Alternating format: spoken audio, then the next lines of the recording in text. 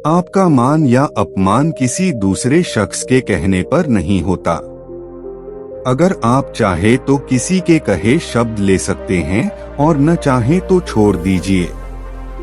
हम लोग अज्ञानतावश कुछ लोगों का अपमान कर देते हैं, जिसके परिणाम स्वरूप हमें इसका भारी नुकसान उठाना पड़ता है।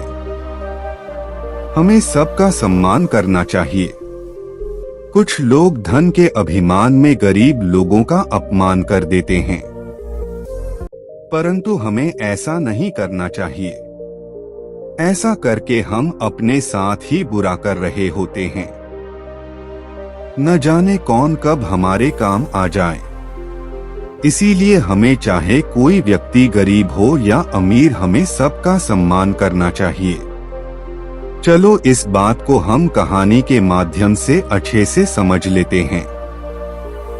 एक समय की बात है, गौतम बुद्ध किसी गांव के रास्ते जा रहे थे।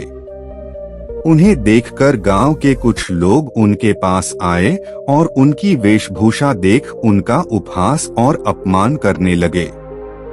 उन्होंने कहा, यदि आप लोगों की बात समाप्त हो गई हो तो मैं यहाँ से जाऊं। मुझे दूसरे स्थान पर भी पहुंचना है। बुद्ध की बात सुनकर वह ग्रामीण हैरान थे। एक शिष्य को ये देखकर बहुत बुरा लगा। उसने पूछा, आपको इनकी बातों का बुरा नहीं लगा? आपका इतना अपमान किया और आप दुखी भी नहीं हुए। तब बुद्ध ने कहा, मुझे अपमान से दुख नहीं होता और स्वागत से सुख भी नहीं होता है। इसीलिए मैं वही करूंगा जो मैंने पिछले गांव में किया था।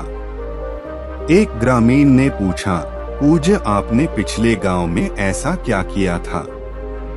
बुद्ध बोले, पिछले गांव में कुछ लोग फल फूल मिठाइयां लेकर आए थे। तब मैंने उनसे कहा था कि मेरा पेट भरा हुआ है, मुझे माफ करो।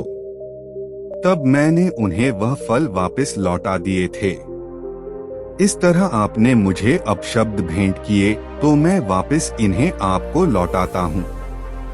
इसलिए ध्यान रखें, कोई आपके बारे में कुछ बुरा बोलता है तो ये वो इस बात पर निर्भर करता कि आप चीजें किस तरह से लेते हैं। यदि आप स्वीकार नहीं करते हैं तो वह स्वयं ही उनके पास लौट जाते हैं। आपका मान या अपमान किसी दूसरे शख्स के कहने पर नहीं होता।